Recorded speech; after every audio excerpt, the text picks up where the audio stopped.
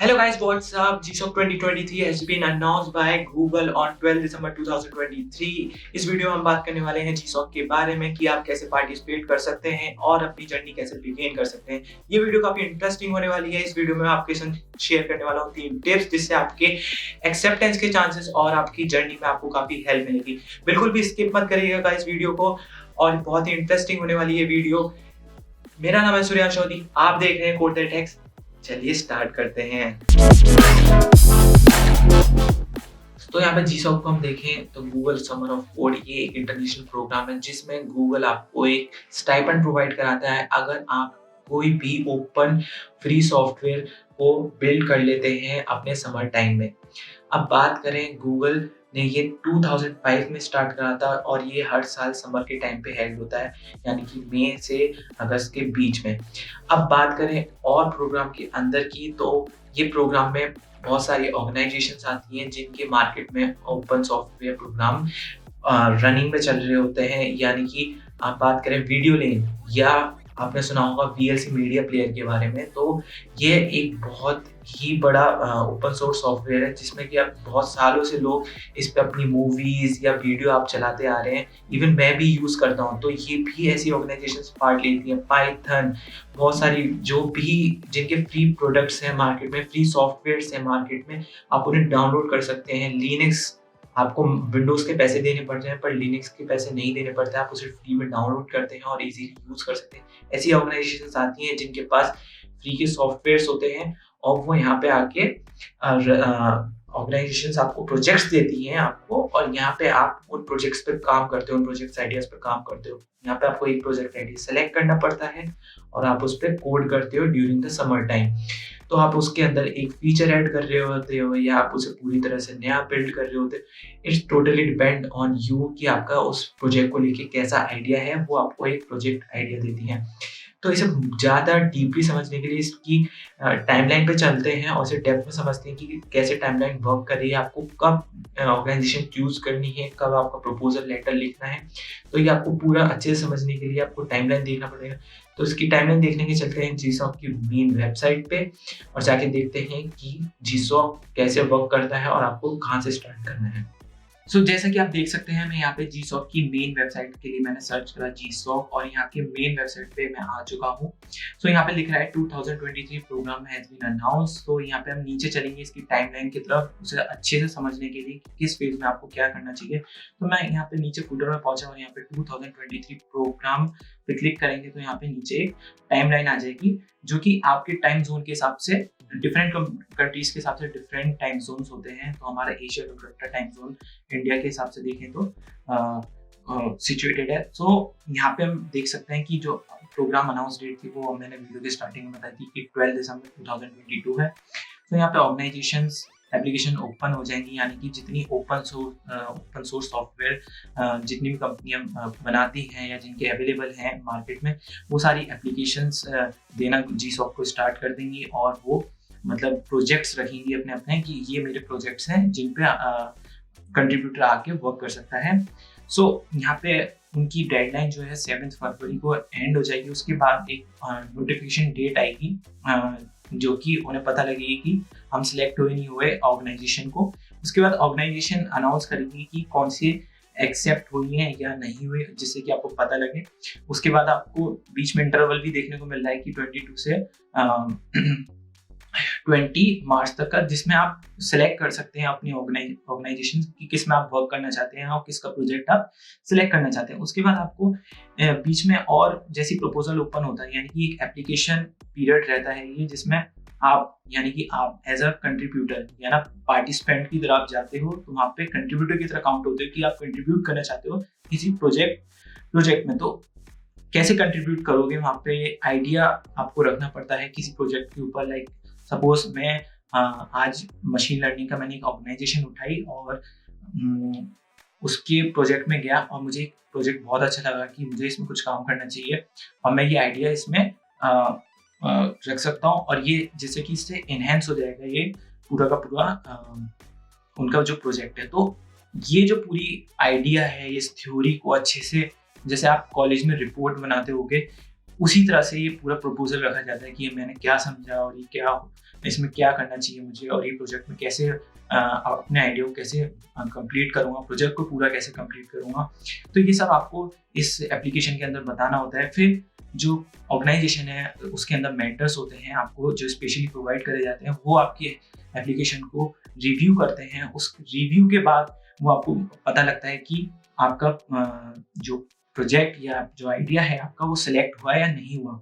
जो उसके बाद जैसे ही आप एक्सेप्ट हो जाते हो, तो इस पीरियड के दौरान यानी कि एक्सेप्टेड प्रोजेक्ट्स अनाउंस होने के बाद आप एक फेज में चले जाते हो जिसे कहते हैं समर टाइम जी सॉक वाले फेज में। तो यहाँ पे आप कम्युनिटी से जुड़ जाओगे, आपके संग मेंटर रहेगा उस ऑर्गेनाइजेशन का जिसके संग आप काम कर रहे होगे। आप उससे डाउट पूछ सकते हो, उससे आप हेल्प ले सकते हो जो कि आपकी बिल्ड करने में मदद करेगा। सो ये जो है टाइम यहाँ पे आपको 12 वीक्स का मिलता है। सो इस पीरियड में आप पूरा कोड करोगे, अपने आइडिया को इम्प्लीमेंट कर रहे होगे। तो यहाँ पे बात करें कि कौन कौन सी ऑर्गेनाइजेशंस आती हैं और आपको कैसे चूज करनी है ऑर्गेनाइजेशन, तो उसके लिए मेरे पास एक टिप है आपके लिए। वो टिप आपका बहुत ज़्यादा टाइम बचा लेगी। मेरा मानना ये है कि आप उसी ऑर्गेनाइजेशन में जाएं जिससे आपका डोमेन मिलता हो। सपोज करिए आपने वेब पे वर्क कर रखा है या आपका कुछ अर्ली एक्सपीरियंस हो, आप उसमें भी जा सकते हैं। जैसे मेरा वेब में एक्सपीरियंस है, तो मैं वेब वाली ही जितनी ऑर्गेनाइजेशन है उनमें ही देखूंगा प्रोजेक्ट्स और उसमें से एक प्रोजेक्ट को सिलेक्ट करूंगा और उसके ऊपर आइडिया इम्प्लीमेंट करूंगा कि मैं इसमें क्या कर सकता हूँ। तो यहाँ से काम कहाँ से स्टार्ट करा जाए। अगर प्रोग्राम अनाउंस डेट यहाँ पे हो रही है और हमें फरवरी तक ना रुकना पड़े, तो हम अभी से ही स्टार्ट कर सकते हैं वर्क करना। सपोज करिए बहुत सारी ऑर्गेनाइजेशंस पहले भी आ चुकी हैं जो स्टार्टिंग से एक्सेप्ट होती भी आ रही हैं। सपोज करिए 3-4 साल से ये ऑर्गेनाइजेशन सेलेक्ट होती भी आ रही है, तो मुझे इसके बेस कोड को उनका एक सोर्स कोड होगा उसे समझ लेना होगा। तो ये टिप नंबर 1 है कि आप पहले ही स्मार्टली मूव कर लीजिए कि अपना ऑर्गेनाइजेशन सेलेक्ट कर लीजिए और उसके बेस कोड और सोर्स कोड को समझ लीजिए कि आपके लिए कैसे वो इजी रहेगा या डिफिकल्ट तो नहीं है आपके लिए।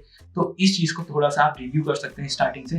तो वो कैसे फाइंड करेंगे, तो यहाँ पे हमारे पास जैसे मैं जीसॉक मैंने स्टार्टिंग में सर्च करा था, नीचे एक ऑर्गेनाइजेशन का आपको लिंक मिलेगा, तो आप वहाँ पे जाएंगे। तो जैसे मैं इस लिंक पे गया तो यहाँ पे 2000 प्रोग्राम ऑर्गेनाइजेशन सारी शो हो जाएंगे आपको। तो यहाँ पे बहुत तरह की है, यहाँ पे ऑल पे अभी है जहाँ पे आपको सारी एक बारी में सारी ऑर्गेनाइजेशन शो रही होंगी। यहाँ पे डेटा के ऊपर, डेवलपमेंट टूल्स के ऊपर, इंफ्रास्ट्रक्चर एंड क्लाउड के ऊपर, मीडिया के ऊपर, इवन सोशल एंड कम्युनिकेशन के ऊपर एंड वेब के ऊपर, सबकी अलग अलग डिफरेंट डोमेन्स की यहाँ पे ऑर्गेनाइजेशन होती हैं जो वर्कर जो कि आती हैं यहाँ पे जीसॉक के अंदर। तो आपको सपोज करिए मुझे एआई पसंद है, तो एआई आर्टिफिशियल इंटेलिजेंस में मुझे एक्सपीरियंस है, तो मैं एआई के ऊपर सर्च कर लूँगा कोई भी ऑर्गेनाइजेशन। सो यहाँ पे जैसे मैंने सर्च करा तो बहुत सारी ऑर्गेनाइजेशंस आ गई फिल्टर होके। तो यहाँ पे मेरे पास है OpenCV, TensorFlow is a very good framework of machine learning. So आप ऐसी ऑर्गेनाइजेशन चूज करिएगा जिसमें आपका डोमेन से रिलेटेड होनी चाहिए वो ऑर्गेनाइजेशन। सपोज करिए मैंने यहाँ पे टेंसरफ्लो चूज कर लिया और it also suitable for my domain, है ना, और मुझे इसमें वर्क भी आता है। सो इससे क्या फायदा होगा कि आपका सीवी और रिज्यूमे में एक पॉइंट ऐड हो जाएगा कि मैंने इसमें वर्क कर रखा है टेंसरफ्लो के प्रोजेक्ट्स में और मैंने ये आइडिया इम्प्लीमेंट करा, I also got selected and this will build a good point in your CV and resume. So इसमें आगे आपको जैसे आप पेज खोलोगे टेंसरफ्लो का, तो टेंसरफ्लो के पेज पे ही आते ही आपको क्या मिलेगा कि यहाँ पे एक ईमेल है साइड में ऑप्शन और यहाँ पे एक व्यू आइडिया लिस्ट है। तो ये पूरा ऐसे पेज होता है और नीचे कुछ प्रोजेक्ट्स यहाँ की आप लोगों के पहले के प्रोजेक्ट्स देख सकते हैं, उन्होंने कैसे इंप्लीमेंट करा अपने आइडिया को, क्या उन्होंने यूज करा और किस हिसाब से वो अपने आइडिया को इम्प्लीमेंट करते हुए सिलेक्ट हुए। सो यहाँ पे उन्होंने जैसे यहाँ पे मेंटर भी दे रखे होंगे आपको कि ल्यूक वुड हमारे संग थे इसमें, यहाँ पे यूसुफ सेरिगोस थे हमारे संग।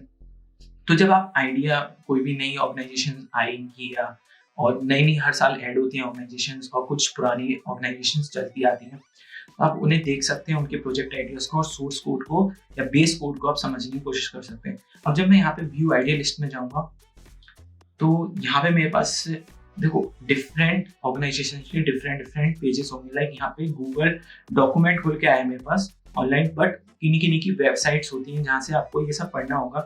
तो यहाँ पे आपको सब कुछ मिल जाएगा कि कैसे अप्लाई करना है और कैसे आपको एक एप्लीकेशन लिखनी है। उनका कुछ फॉर्मेट भी रहता है, हर ऑर्गेनाइजेशन पे डिपेंड करता है कि उन्हें इसी फॉर्मेट में चाहिए कि लाइक मैंने क्या आप एट्रीब्यूट्स डाले हो, क्या आप फंक्शनैलिटी ऐड करने वाले हो, आप कैसे मतलब उस चीज़ को स्टार्ट करोगे।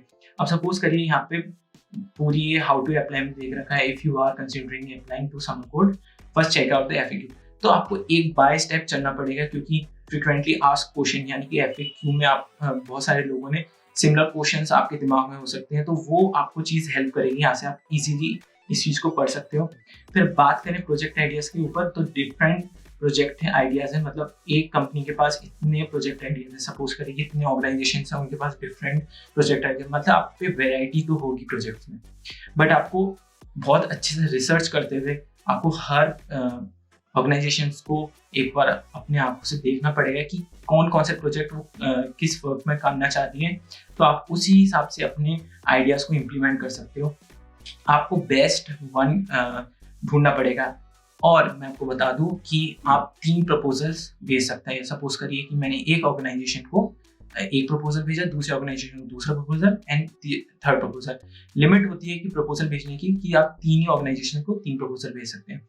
तो सपोज करिए मेरा मुझे काम करना है कि मुझे Kaggle like develop a JX examples and demos for an application. तो यहाँ पे मेरे पास बहुत सारी चीजें हमें I am seeking for GSOC student who are interested in contributing, like यहाँ पे एज अ स्टूडेंट यानी कंट्रीब्यूटर, यहाँ पे कंट्रीब्यूटर की बात हो रही है, जैसे आप गए हैं कंट्रीब्यूटर के तौर पे, तो उन्होंने पूरा लिख रखा है कि आप कैसे काम करोगे। तो यहाँ पे आपको pyprobml रेपो करके आप देख रहे होंगे, जब मैं इस रेपो पे क्लिक करूंगा तो ये मुझे गिटहब की एक रेपो पे ले जाएगा, जहाँ पे उनका कोड होगा, सोर्स कोड, कि ये बेस कोड है कि आप कैसे चलाओगे। यहाँ पे बहुत पहले से कंट्रीब्यूटर्स हैं, सो यहाँ पे आप पढ़ सकते हो कि कैसे आप कैसे काम करना स्टार्ट करोगे, इस चीज़ को कैसे आपको रन करना है, ये आपको पूरी चीज़ आपको समझाई होगी यहाँ पे। उसके बाद आप अपने आइडिया को कैसे प्रेजेंट करोगे, यहाँ से आपको पूरी प्रोजेक्ट रिपोर्ट बनानी स्टार्ट करनी पड़ेगी।